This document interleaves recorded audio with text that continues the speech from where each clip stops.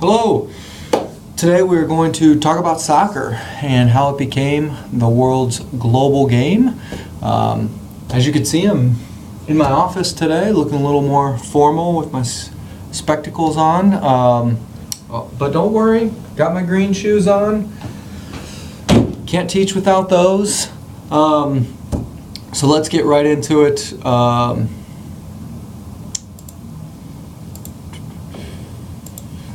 First, we want to talk about how soccer started and what nation standardized soccer. Any guesses?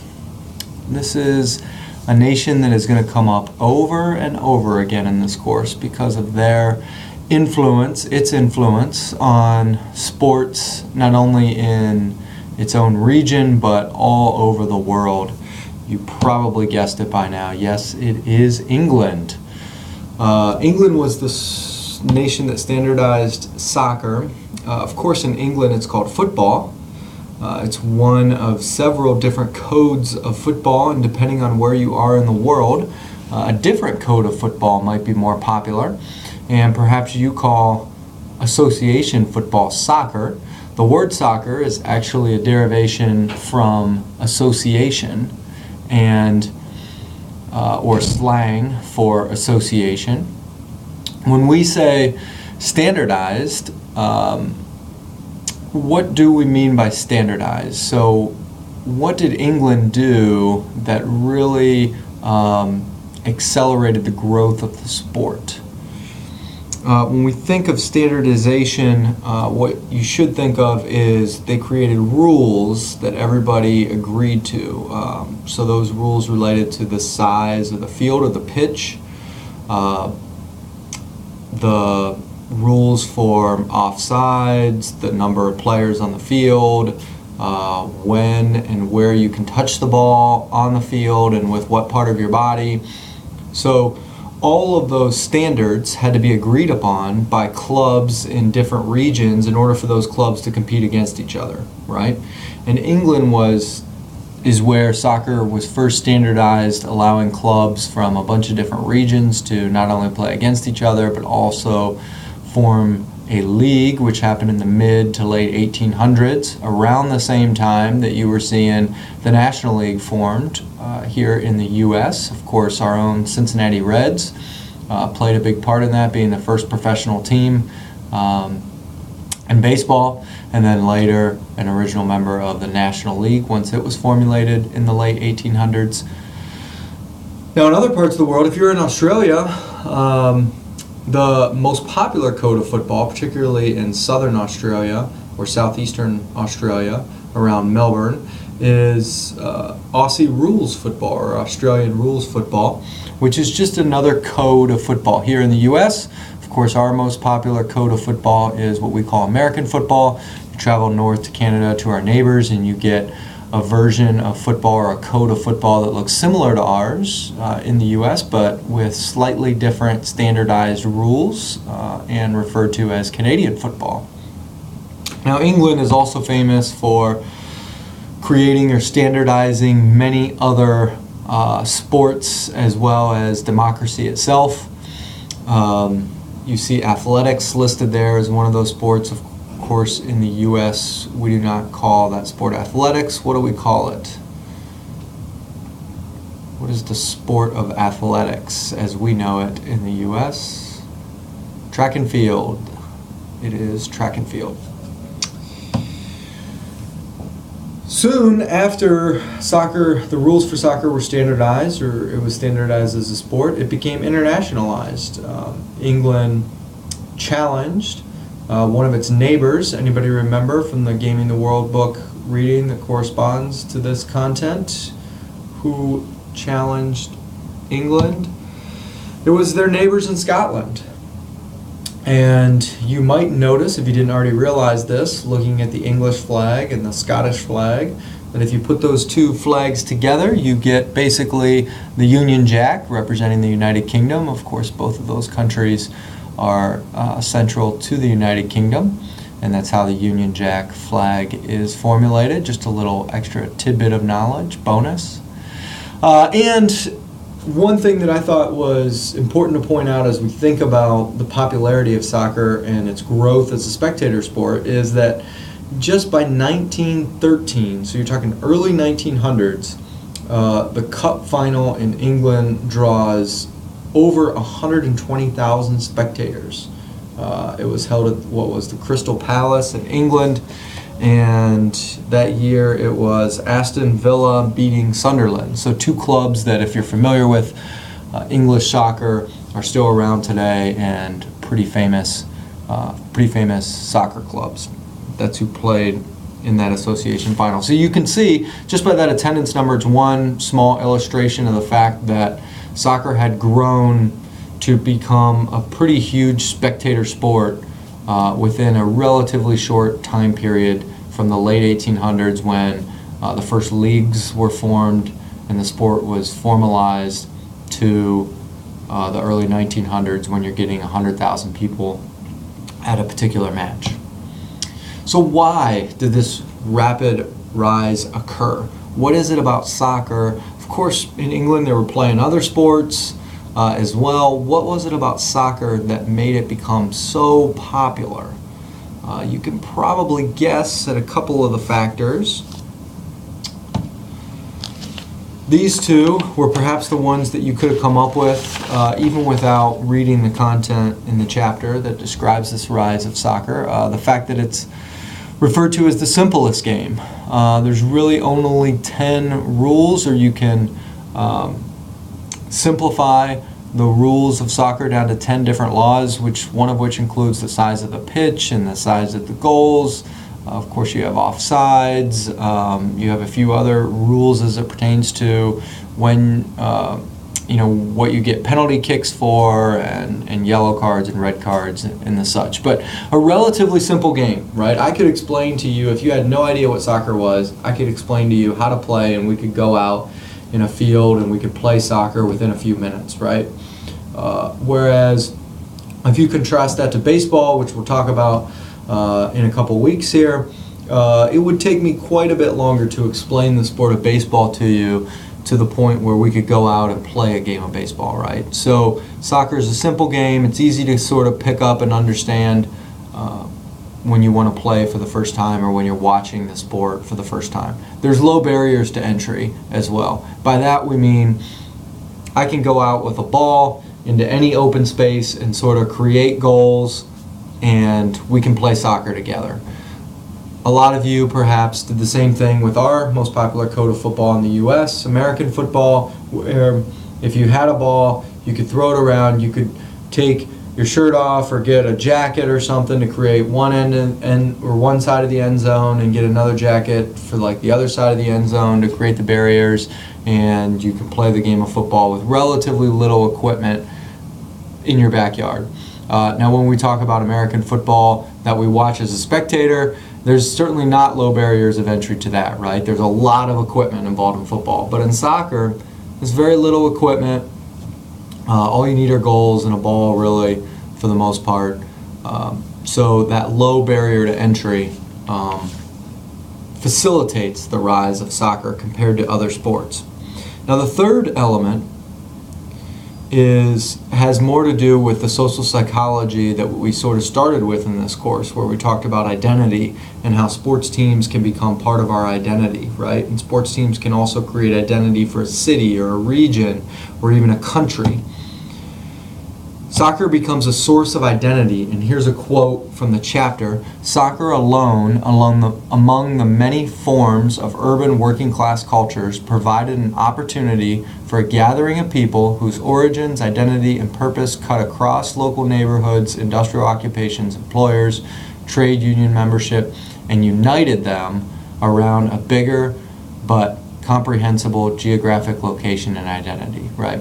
So that's kind of a fancy way of saying soccer cut through all the divisions that we might have in our neighborhood or in our culture and created this thing that we could all come together and cheer for our local club. No matter whether we were in upper class society, whether we were middle class, working class, or lower class, or whatever our ethnic origins were, we could come together and we could watch the sport. So it quickly became a source of identity, and that led to this rapid rise in popularity for the sport. When we think about what was the facilitator for the rise of soccer outside of England and really around the world, it was the British economic and political power that created this spread of soccer around the globe. Now, of course, we know that British was a big imperial power, right, having colonies all over the globe. I think we looked at a map of that in an earlier session, and we'll look at another map in a little bit, or in a later session, about how far the English Empire spread, right? And that was political power. When we think about an English colony, we're thinking about political power. They controlled that colony politically. But even in parts of the world where it wasn't a colony of the British Empire, there was still a lot of influence from British economically, because the Industrial Revolution started in Britain. They were creating more goods than they could consume, and so they wanted to trade these goods with other people around the world and get spices and other food and goods that they didn't have in England. They wanted to trade their excess goods to get more of those particular goods in England. So England became this huge economic power because of that Industrial Revolution. And as English merchants sailed across the globe, they took with them their sporting culture as well. So what we tend to see is that where you have lots of traditional British political power in former colonies, soccer is popular, but also popular is cricket and rugby, because cricket was very much an upper class sport, and in British colonies, Englishmen would go and colonize these other regions, and they'd become rulers over these other regions, or noblemen in these other regions, and they were upper class, right? They were granted these regional colonies, and they would take with them their sporting traditions, which sometimes included soccer, but often included cricket, right? So when you think about the biggest countries for cricket in the world, you think about England, India, Australia, South Africa, New Zealand, right? All former parts of the British Empire, former colonies of Great Britain. But when we think about soccer, we think beyond just those colonies, right? And that's a testament to the spread of not just British political power, but the economic power that they had, because soccer was very much a working man's game, or a working class game, versus cricket, which was more of an elite or a sport of the elite class. However, all of Europe didn't initially embrace this spread of soccer out of England, right? There was a particular pocket of resistance. Does anybody remember what that pocket was? Think about what's going on in the world at that time that we're talking about, the early 1900s to mid 1900s, when soccer is spreading beyond the borders of England. What is happening in the world? World wars, right? World War I, and then, of course, afterward, World War II, and the center for that was Germany, right? In Germany, they were very resistant to anything that wasn't originally German, and especially resistant to anything that had its origins in England. They called soccer the English disease. They really saw soccer as a competition, or as competition for the hearts and minds of their own people, right? They wanted them to feel like, hey,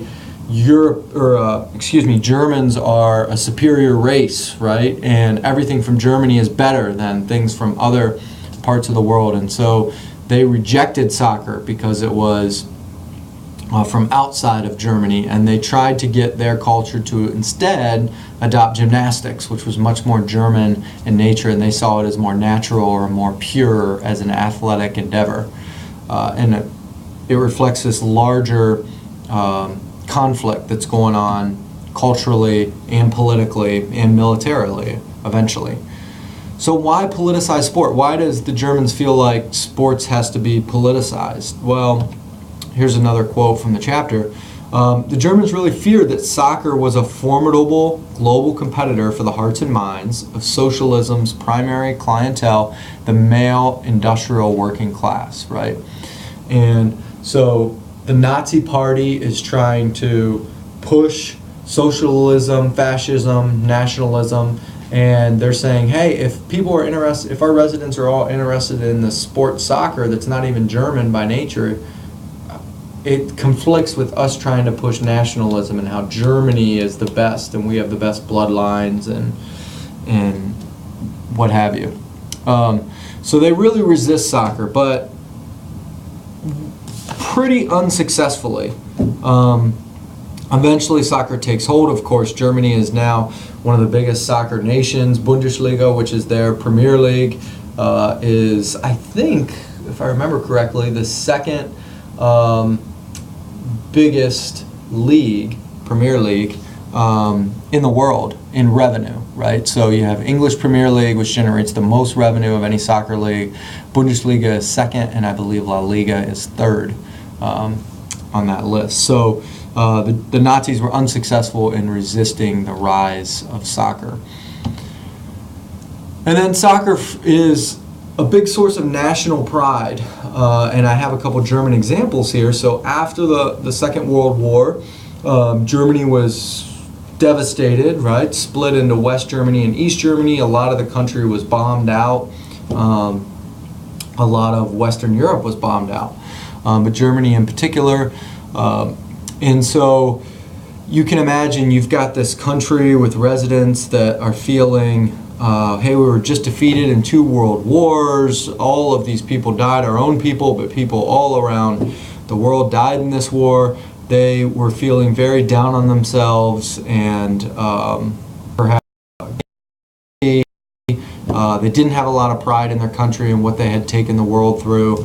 And so the World Cup actually served as a big sense of, hey, we can be proud of our country again. We can get over the fact that we caused all of this angst and devastation and counter anti-culturalism, anti-Semitism.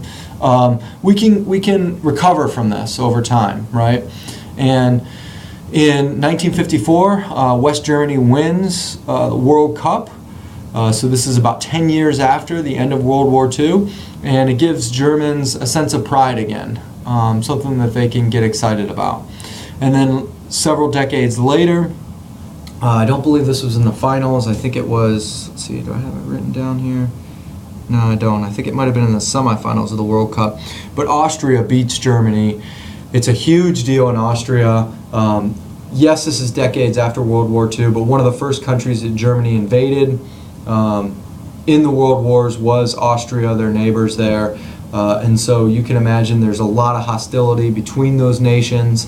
And so for Austria to beat Germany, West Germany that is, in the World Cup was a huge deal, and just another illustration of how politics can and nationalism can spill over into sports, and in particular soccer, around the world. And now we've started to see it happen in the U.S., right, where the U.S. national team has gotten much more of a following in the last couple of decades. We'll talk about that in a subsequent session as we get into how soccer has grown in the U.S. and what some barriers still exist.